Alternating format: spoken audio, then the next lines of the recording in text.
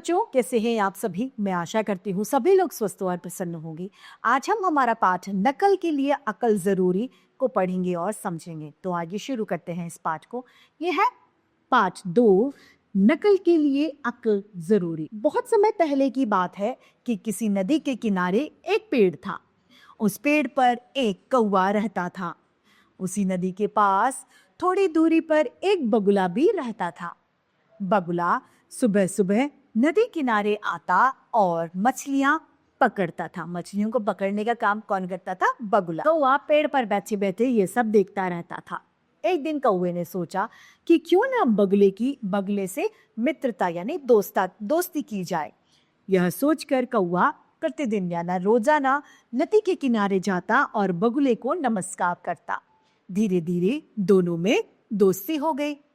बगुला मछलियां पकड़ने में निपुण था, यानी उसे मछलियां पकड़ने बहुत अच्छी से आती थी। वो कुशल था उस काम में। वह अपने ढंग से प्रतिदिन यानी रोजाना नई नई मछलियां पकड़ता और कौवे को खिलाता था। कौवा इस बात से बहुत खुश होता। कौवे के तो अच्छे दिन आ गए थे, यानी उसे अब किसी प्रकार का कोई कष्ट ही नहीं था।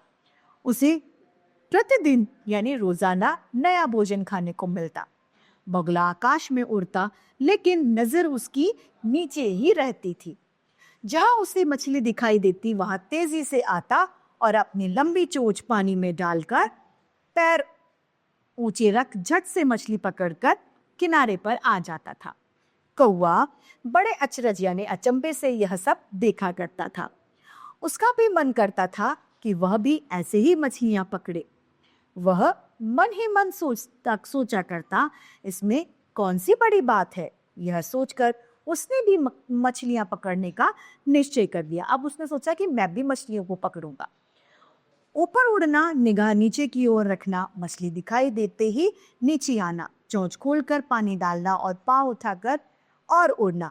मछली चोंच में आएगी नहीं तो जाएगी कहाँ। सब कुछ सोच विचार कर एक दिन कौवा आसमान में बहुत ऊंचा उड़ा, फिर तेजी से नीचे आया। पांव ऊंचे रखे, चोंच नीची कर दी तो मछली पर झटटा, लेकिन मछली खिसक गई।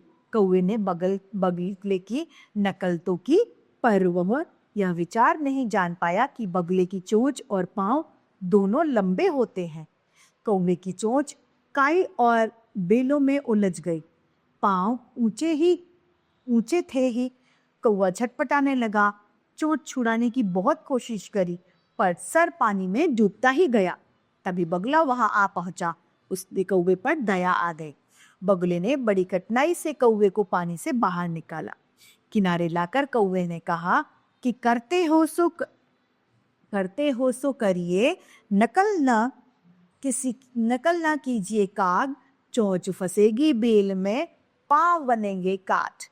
कौवे को अपनी गलती पर बहुत पछतावा हुआ। उसने अपने मित्र बगुले को उसकी जान बचाने के लिए धन्यवाद दिया और भविष्य में किसी की नकल न करने का निश्चय किया। कौवा समझ गया कि नकल के लिए अक्ल जरूरी होती है। हमें किसी की भी नकल नहीं करनी चाहिए। इस कहानी से हमें शिक्षा मिलती है। तो इसी के साथ हमारा ये पाठ समाप्त होता है। मैं उम्मीद करती हूँ सभी को ये पाठ भली भांति रूप से समझ में आया होगा। आज के लिए इतना ही, फिर मिलते हैं। धन्यवाद।